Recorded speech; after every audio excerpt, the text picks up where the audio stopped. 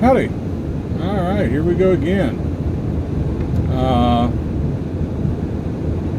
Welcome to Be the Ant Preparedness. I guess I should say that. That's the nice thing to do. Welcome you in. At the end of the videos, I ask y'all to like, share, subscribe, and comment. So I'll do it at the beginning, get it out of the way. Like, share, subscribe, and comment. Okay. I do enjoy the comments, guys, good or bad. Okay, it lets me know what your thoughts are on the different things I bring up. If you think I'm an idiot, if you think I'm right. But anyway, into today's talk here. We've talked about bugging out versus bugging in. We've talked about some logistics of bugging out. And another big question is, when do you bug out? Okay. There are factors at play, like with everything, when it comes to when you're doing your bug out. If you're talking about something like a grid down, okay, an EMP, coronal mass ejection, all that stuff, that's going to be pretty obvious, okay? Personally, like, yeah, grid down event, if I can speak, a grid down event is the one that concerns me the most, okay? Because it's everywhere, and I mean, all along the trip to getting to your location, it's going to be chaos, okay? For the most part, you guys know what I'm getting at. But the good thing about that is there is not going to be any question at all. Well, do we go now? Do we wait on this? No, if you have a total and complete grid down, or if you're talking an EMP, something like that, you're going to know. Let's say we're talking a total grid down, but your cell phones still work. Okay, the cell towers do have backup generators. Some of them do have like the solar and things like that, so they'll be around for a while. But I guarantee something like that, the lines are going to be so congested that nobody's going to be able to get through. 9/11, now that was a while back as far as technology. I remember hearing on the news about how people could not get through on their cell phones. Little tip for you. If the circuits are clogged, or whatever they call them, if you're not able to get through, a lot of times you can send a text. Okay, the text will be able to get through. It doesn't carry as much data. You don't have to worry about it as much. So if you get on your call to make a call and it says that it can't, do the text thing, and that has a much better chance of getting through. But anyway, in the grid down, yeah, your cell phone still might work. So you might be thinking, oh, okay, something's up. It's not an EMP. It's not a CME. Okay.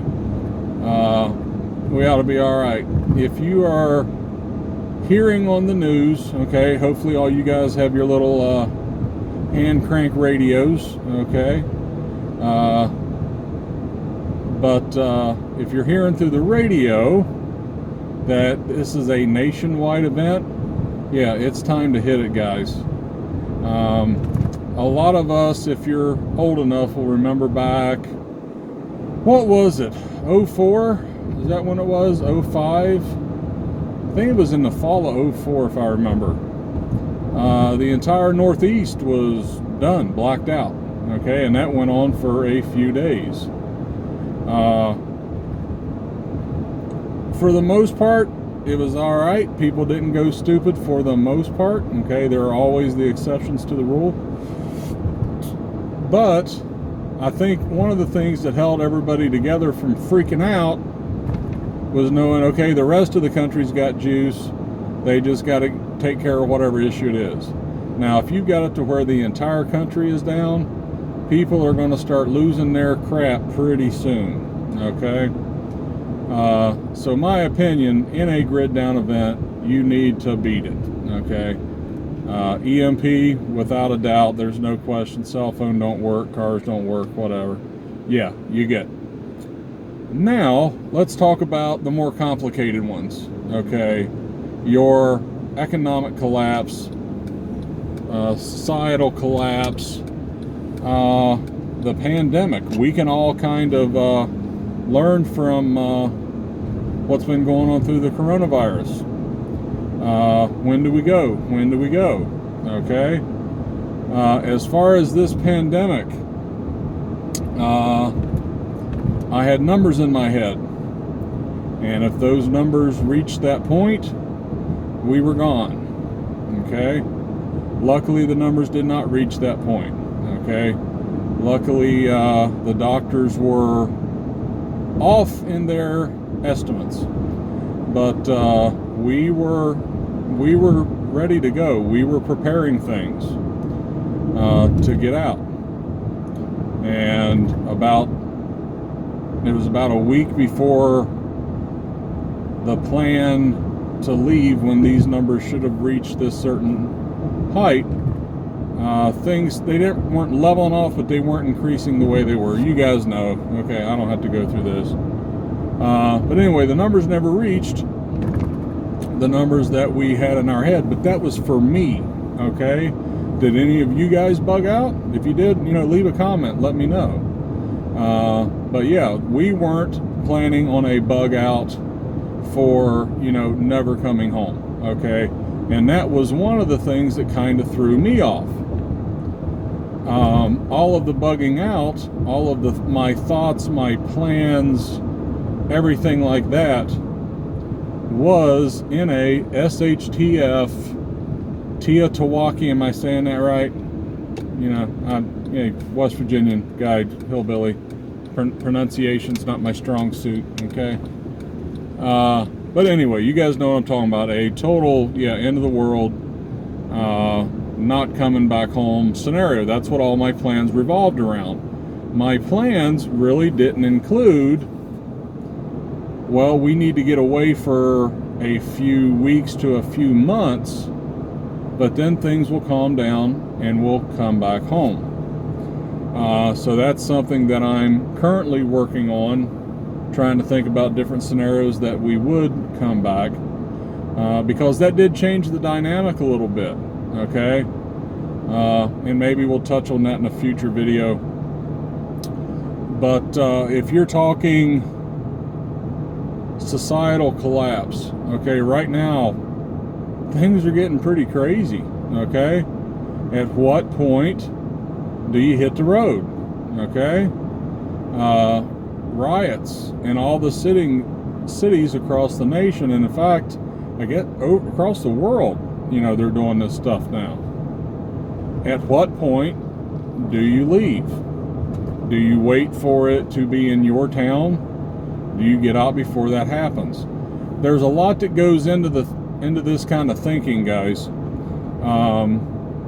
Most of us have jobs that we don't want to lose, so that we know that if we do leave and then we come back, our job might not be there. Okay, if we guess wrong, okay, and we come back from our bug out, okay, all of a sudden everything returns to normal and we don't have a job, but we still have a mortgage, we still have car payments, blah blah blah. Okay, so the timing of it, yes, is important, and I understand that you're going to have to sit down and think about things. Are you able to take a leave of absence from work and still have your job? I was considered essential personnel, but even at that, they were allowing us to take time off if we had members of our family that were in that, gotta watch danger zone, they have pre-existing conditions. So they were allowing that. I don't know, where you work, would they allow something like that? You're going to have to think about that. But yeah, do you wait for it to get on your doorstep? Do you wait to see just everything on fire? Leave your comments. What are you looking for? What are you looking at? As far as, what's another one? Yeah, economic collapse. That's another one. It's like, when do you go? Because that economic collapse is going to lead to all the other collapses, right? If people are not going to work, that means eventually not going to be any power, not going to be any sewage, not going to be any water, not going to be any groceries. And that was one of the factors that we talked about with the coronavirus. I had told my wife, the second that we hear they are shutting down the grocery stores, we are gone. Okay, that is a good indicator right there, because as most of you know that are into preparedness, and or even if you just start getting into preparedness, that thin veil of civility that we all enjoy, it's only 3 meals away from going away, guys. Okay, and I don't really mean one day, breakfast, lunch, dinner. I mean, okay, we haven't eaten for a day and a half, 2 days. We don't see any food coming in our future. We have to take care of this now. Like I always say, imagine that mom and dad having the talk, and that mom is screaming at the dad, you have to do something. You have to do something now. Our kids haven't eaten. And I mean, I can see her just screaming at this guy. And that dad is going to do what he has to do.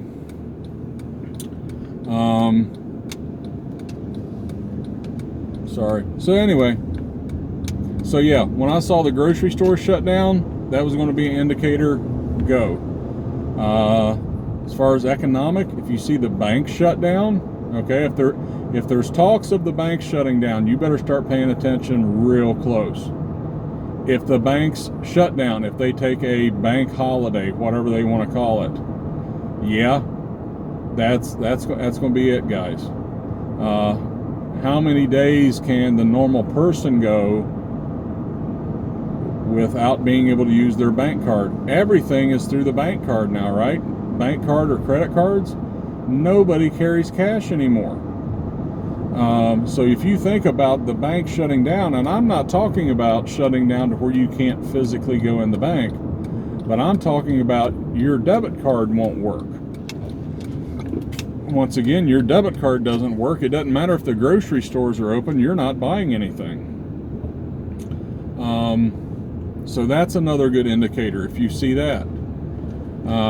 If you start hearing about, yeah, your gas station's shutting down, okay, good indicators. So pay attention to those indicators, and that, in my opinion, will apply to whatever kind of collapse you're talking about, be it economic, social, any of those things that would make us bug out, time to get out of Dodge, whatever you want to call it.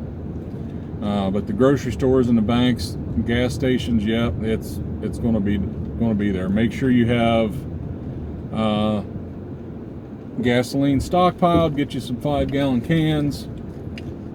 Fill them up. Put some Stay Built in it to treat it, and it'll be good for a couple years, 18 months, 2 years. Make sure you just rotate it out. We rotate it out in the wintertime. In your colder states, they put a higher percentage of oh crap, what is it? My mind's going blank. Put an extra additive in it. I'm sorry, mine's going blank, guys.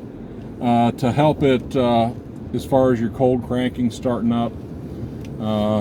Wintertime they put that in, so that is a good time to go ahead and rotate your gas reserves around. Diesel.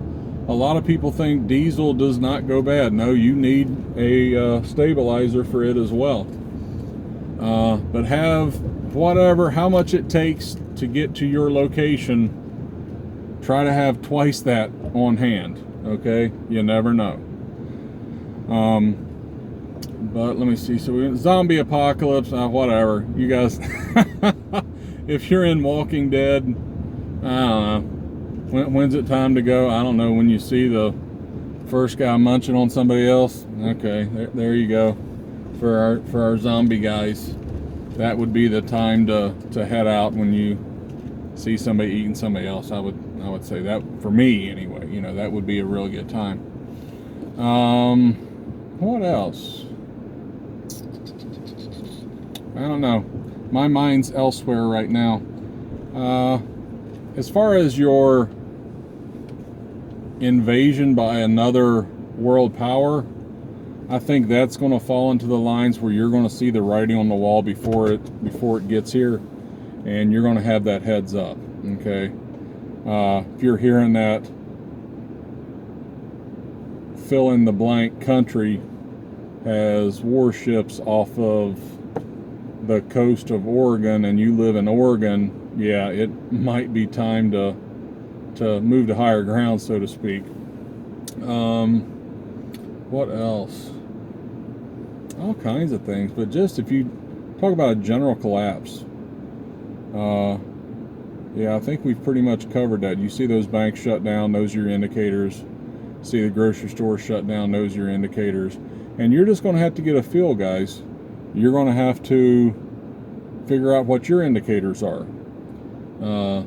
As far as this pandemic thing, yeah, that told you what mine were when the cases started getting to a certain point of they were rising by a certain number a day.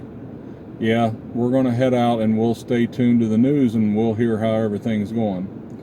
But with that, yeah, once again, like, share, subscribe, stuff, all that. Comments down below. Yeah, what are some of your indicators? What are some of the things you're looking for? Put it down below, and the rest of us can read it and learn from that as well. So with that, thanks a lot, guys. Talk to you after a while.